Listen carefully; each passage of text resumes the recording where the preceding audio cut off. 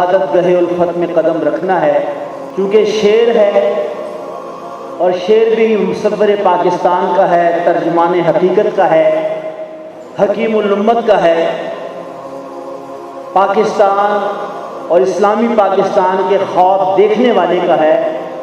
میں نے مناسب جانا کہ موضوع کو مکمل اس طرح کر دیا جائے کہ اس پیغام کو دوسرے مصرے کی صورت میں بیان کر دیا جائے۔ یہ حسن اتفاق ہے کہ جماعت اسلامی ضلع گلبرگ بستی نے اس تربیتی نشست کو اس دن منعقد کیا ہے جو امام عالی مقام کے یوم شہادت کے حوالے سے منایا جاتا ہے۔ اگرچہ جس شہادت کے حوالے سے ہم یہاں تذکرہ کر رہے ہیں اس کا غالب حصہ تو شہادت علی الناس کے موضوع پر مبنی ہے، انسانوں پر اللہ تعالیٰ کی حجت اور اس کی گواہی کو مکمل کرنا۔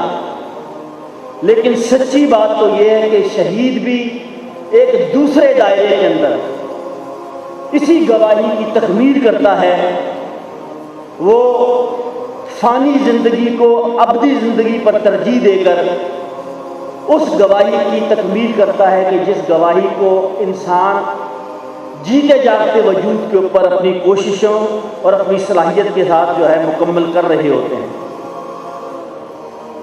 آج اسی گواہی کی بات کرنے کے لیے آپ کو دعوت دی گئی ہے۔ میں نے اس لیے بھی اس شعر کو مکمل کیا کہ پہلے شعر کے اندر یہ تذکرہ تو موجود ہے کہ یہ شہادت گہے الفت میں قدم رکھنا ہے۔ بظاہر سے بڑی بے ضرورت سی بات اس شعر کے اندر ہے کہ آپ یہ جو گواہی کا کام کر رہے ہیں یہ تو بڑی محبت کا کام ہے، بڑی الفت کا کام ہے، اور گہے الفت کا مطلب ہے کہ جہاں انسان کا دل مائل ہوتا ہے، لیکن جب اس کے ساتھ آزمائش نہ ہو، فتنہ نہ ہو، ایثار اور قربانی کا تذکرہ نہ ہو، تو یہ شہادت کا کام چاہے زندہ وجودوں کے اوپر شہادت قائم کرنے کا کام ہو اور چاہے اپنی جان کی بازی لگا کر اس شہادت کی تکمیل کرنے کا کام ہو، یہ کام مکمل نہیں ہوتا۔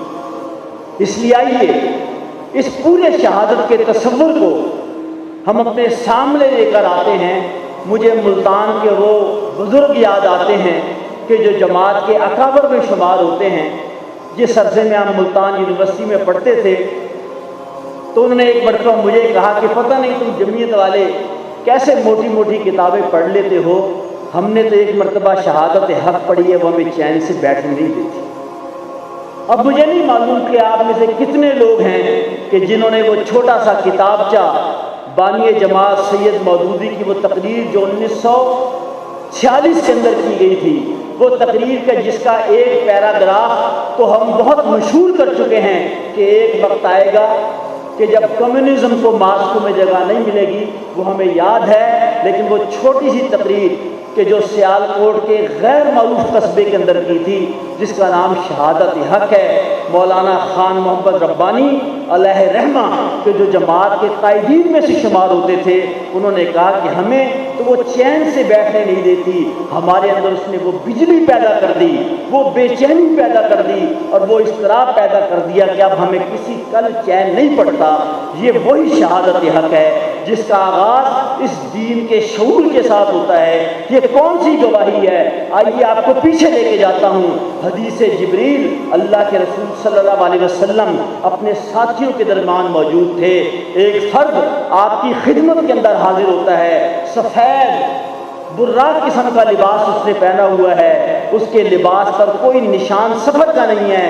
صحابہ نے پہلے اس کو نہیں دیکھا، وہ آپ کے پاس آتا ہے، آپ کے زانو سے اپنے زانو کو جوڑتا ہے اور اللہ کے رسول سے کچھ سوال کرتا ہے۔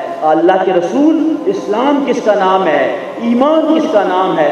اے اللہ کے رسول، بندگی کس چیز کا نام ہے؟ اے اللہ کے رسول، قیامت کب آئے گی؟ جس کے اندر اللہ کے رسول صلی اللہ علیہ وسلم سے جب پوچھا گیا اسلام کیا ہے، آپ نے فرمایا یہ بات کہ تو گواہی دے کہ اللہ کے سوا کوئی معبود نہیں، اور یہ کہ محمد صلی اللہ علیہ وسلم اللہ کے رسول ہیں، نماز کو اچھی طرح پابندی سے ادا کر، زکوٰۃ دے، رمضان کے روزے رکھ اور خانہ کعبہ کا حج کر، بشرطے کہ تو وہاں جانے کی استعداد رکھتا ہو۔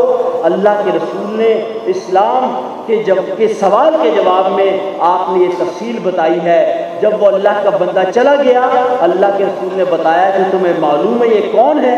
صحابہ نے کہا کہ یا رسول اللہ آج سے پہلے اس کو آپ کی مجلس میں ہم نے کبھی نہیں دیکھا۔ آپ نے کہا کہ یہ جبریل تھے کہ جو آئے تھے تاکہ تمہیں تمہارے دین کے متعلق بتا سکیں۔ یہی وہ سوال تھا، اسلام کس چیز کا نام ہے؟ اس کو حدیث ایک اور طریقے سے بیان کرتی ہے، بنی الاسلام علی خمس شہادت اللہ الہ الا اللہ وان محمدا عبدہ ورسولہ واقام الصلاۃ وایتاء الزکاۃ والحج وصوم رمضان، کہ اسلام کی بنیاد تو ان چیزوں پر رکھی گئی ہے کہ اس بات کی گواہی دینا کہ اللہ معبود حقیقی ہے، حضرت محمد مصطفیٰ صلی اللہ علیہ وسلم اللہ کے بندے اور رسول ہیں، اسی طریقے سے زکوٰۃ اور حج اور جو ہے کہ رمضان کے روزے رکھنا اس کی بات کی گئی ہے۔ میرے قابل احترام بزرگوں اور دوستوں، ایمان کی اگلی منزلیں طے کرنے سے پہلے سب سے بنیادی چیز میرے لیے، آپ کے لیے، ایک ایک دائی کے لیے اور ان لوگوں کے لیے کہ جو یہ شہادت کا فریضہ انجام دینا چاہتے ہیں، کیا وہ اسلام کے اس بنیادی، اس مبادیات اور فنڈامنٹل سے واقف ہیں؟ اس لیے مولانا ابوالعلا مودودی نے بالکل ابتدائی لٹریچر کے اندر جو بات کہی ہے، مسلمان ہونے کے لیے علم کی ضرورت، اگر آپ کو خطبات کا وہ مضمون آپ کے ذہن میں تازہ ہے، انہوں نے یہ بات کہی ہے کہ مسلمان علم کے ساتھ ہے، عمل اس کے بعد آتا ہے۔